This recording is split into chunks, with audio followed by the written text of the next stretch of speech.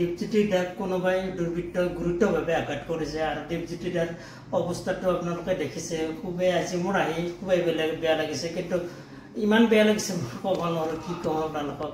কিন্তু দীপজ্যোতিদাৰ দৰে এনেকুৱা আৰু যাতে কোনো ইউটিউবাৰ বা কোনো শিল্পীৰ ক্ষেত্ৰত এনেকুৱা নহয়, তাকে কামনা কৰোঁ। দীপজ্যোতিদাৰ কেনেকুৱা খবৰ আপোনাৰ?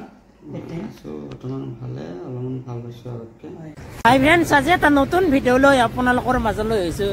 আপোনালোকে জানে ইতিমধ্যে জনপ্ৰিয় ইউটিউবাৰ, জনপ্ৰিয় কমেডিয়ান দীপজ্যোতি ডেকা কোনোবাই তেওঁক আঘাত কৰিছিল আৰু সেই আঘাতৰ ফলত তেওঁ গুৰুতৰভাৱে আঘাতপ্ৰাপ্ত হৈ বাইহাটা চাৰিআলিৰ মেডিকেল এখনত ভৰ্তি হৈ আছে। আৰু মই আজি তেওঁৰ খবৰ ল'বলৈ আহিছোঁ। মই আহি বাইহাটা পালোঁ আৰু ইয়াৰে এখন হস্পিটেলত দীপজ্যোতি দাই চিকিৎসাহীন হৈছে। ইতিমধ্যে বাইহাটা পাই গ'লোঁ। এতিয়া দীপজ্যোতি দাৰ খবৰ ল'ব পাৰিম নে নাই আৰু এতিয়া আমি যাই চাওঁ তেওঁক দেখা কৰিব আমাক অনুমতি দিয়ে নে নিদিয়ে, এতিয়া তাত গৈ চালেহে গম পাম। মানুহ বহুত হৈছে, তথাপি আমাক দিবও পাৰে নিদিবও পাৰে, চাই লওঁ বাৰু এবাৰ যায়। আৰু এইখন দেখিছে, এইখনতে দীপজ্যোতি দা আছে আৰু বলকচোন তালৈ গৈ আছোঁ। এইখন দোকানৰ পৰা দীপজ্যোতি দাৰ দুটা ওৱাৰেছ লৈ ল'লোঁ, ডিফেণ্ডাৰ এটা মই এটা। আৰু এতিয়া বলকচোন দীপজ্যোতি দাক দেখা কৰক। আৰু এতিয়া এই মেডিকেলখন পালোঁ আৰু ইয়াতে দীপজ্যোতি দাই ভৰ্তি হৈছে। কিন্তু দীপজ্যোতি দাই বহুত উইক হৈ গৈছে, দেখি মোৰ বেয়া লাগিছে। বলকচোন আপোনালোকক দীপজ্যোতি দাই দেখুৱাইছোঁ।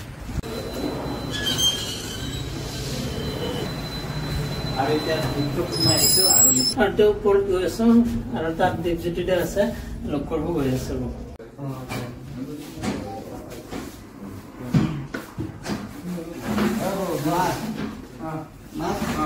এতিয়া মই দীপজ্যোতি দাৰ খবৰ ল'ব আহিছোঁ। দীপজ্যোতি দাকতো আপোনালোকে চিনি পায়ে, এগৰাকী জনপ্ৰিয় ইউটিউবাৰ, এগৰাকী নতুনকৈ এটা গান ৰিলিজ হৈছে দীপজ্যোতি দাৰ।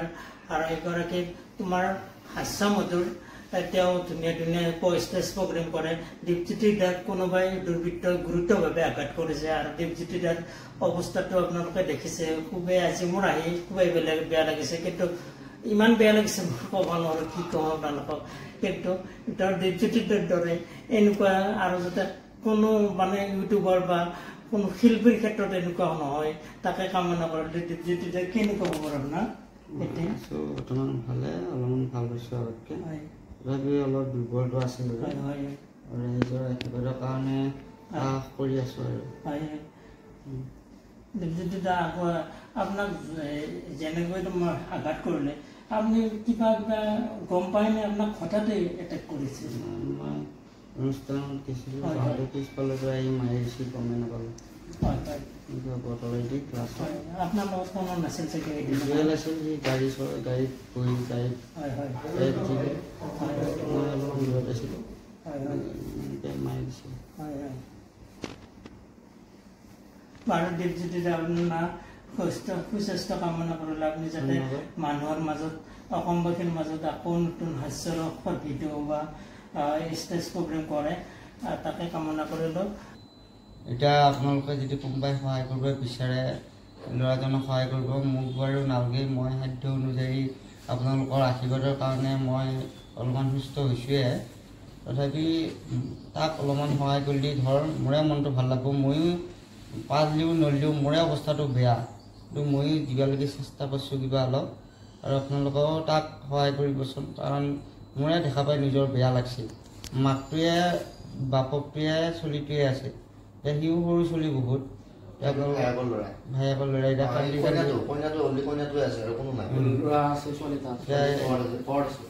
সেইকাৰণে অলপ সহায় কৰক। আমি তাৰ কাৰণেও মই এইখিনি হেল্প কৰি দিছোঁ বাৰু। মোক বাৰু সকলোৱে ভিডিঅ'ৰ জৰিয়তে চিনি পায়, গম পায়, সহায় কৰিছে যথেষ্টখিনি। সিহঁতক কোনে সহায় কৰিব? কাৰণ মানুহে মানুহৰ বাবে, আমিয়ে যদি এনেকৈ সহায় নকৰোঁ সি কেনেকৈ চলিব? গতিকে অলপমান আপোনালোকে সহায় কৰিব বুলি আশা কৰিছোঁ। দীপজ্যোতি দাৰ খবৰ এটা ল'লোঁ আৰু এতিয়া ঘৰত গৈ আছোঁ।